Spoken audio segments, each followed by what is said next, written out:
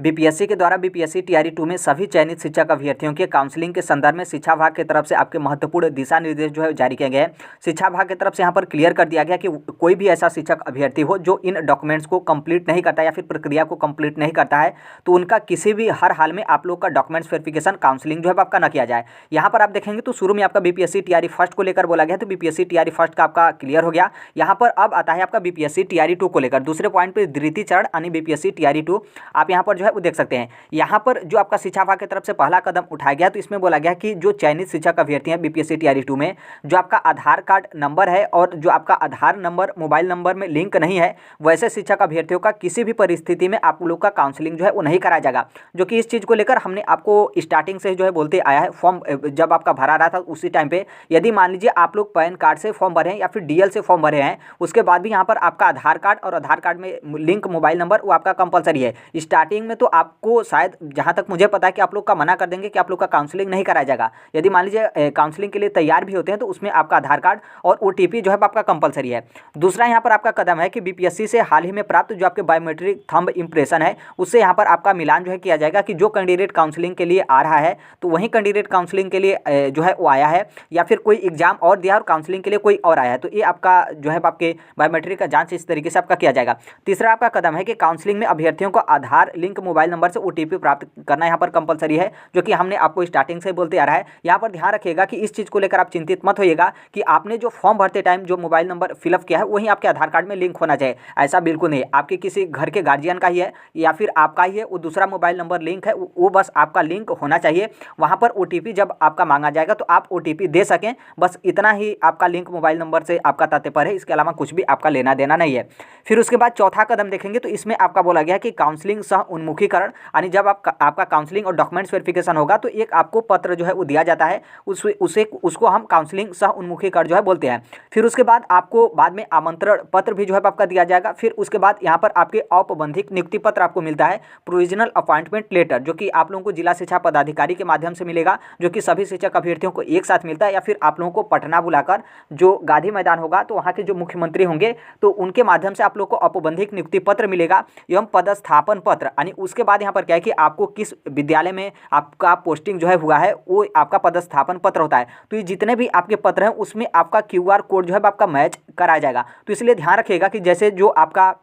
सउन्मुखीकरण पत्र, आमंत्रण पर औपबंधिक नियुक्ति पत्र या फिर पदस्थापन पत्र मिला है तो उन जिसमें आपके क्यूआर कोड होंगे उसको आपको बहुत अच्छे तरीके से बचा कर रखना है। उसमें थोड़ा सा भी खरोच नहीं लगना चाहिए या फिर क्यूआर कोड वाला जो आपका रहेगा वो जो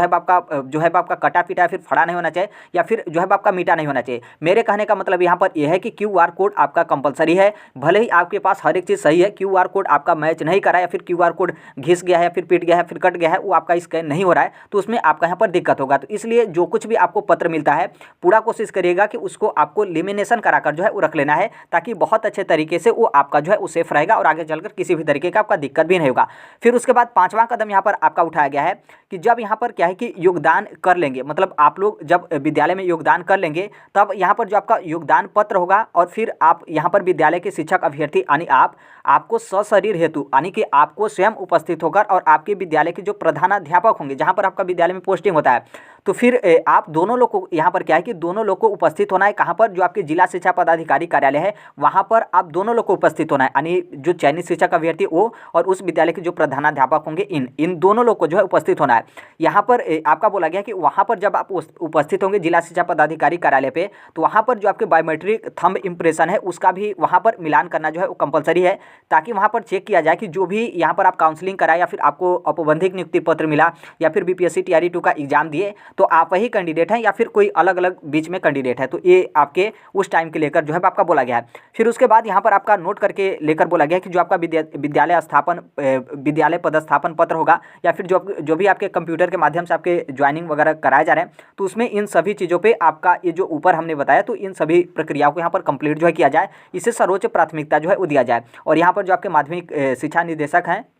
उनके तरफ से ये आपका पत्र कल का जो है वो जारी किया गया है। तो इसलिए इन सभी चीज़ों को ध्यान रखिएगा। इसमें देखिए 2-3 पॉइंट जो आपके महत्वपूर्ण हैं, एक आपका ओटीपी को लेकर और दूसरा आपका यहाँ पर क्यूआर कोड को लेकर। तो जो कुछ भी आपके डॉक्यूमेंट्स आपको प्राप्त होता है उसे पूरा कोशिश करिएगा कि जो कुछ भी आपका 10 रुपये 5 रुपये लगता है लेमिनेशन कराइएगा, ताकि वो आपका अच्छे तरीके से रहे, ताकि जो भी आपका क्यूआर कोड है वो आपका सही तरीके से बचा रहे। थोड़ा सा भी मुड़ता वगैरह है, क्यूआर कोड स्कैन नहीं होता है तो नॉर्मल सी बात है, आपका यदि मान लीजिए हर एक प्रक्रिया सही भी होगा लेकिन वहाँ पर वर्तमान में उस टाइम पे आपके ऊपर मुसीबत खड़ा होगा। और नॉर्मल सी बात है, उस टाइम पे आपको मना किया जाएगा, क्यूआर कोड स्कैन नहीं करा है या फिर मैच नहीं करा है। तो इन सभी चीज़ों को आपको ध्यान रखना है और आप समय रहते आपको पूरा कोशिश करना है कि ससमय रहते आपको जो काउंसलिंग का डेट दिया गया है उस डेट तक आप पहुंच पाएँ। बाकी आप देर से भी जाते हैं तो भी कोई दिक्कत नहीं, आप लोग का काउंसलिंग जो है करा लिया जाएगा। और यहाँ पर एक चीज़ ये भी ध्यान रखिएगा कि जैसे आप काउंसलिंग के लिए जाएंगे तो बहुत सारे शिक्षक अभ्यर्थियों का डाउट है कि क्या हमें तुरंत जो है वो आपके जो ट्रेनिंग है उसके लिए भेज दिया जाएगा। तो बिल्कुल यस, आपको तुरंत जो है वो ट्रेनिंग के लिए भेज दिया जाता है। और यहाँ पर एक चीज़ थोड़ा सा आपको बेनिफिट है, क्योंकि टीआरई फर्स्ट में ऐसा हुआ था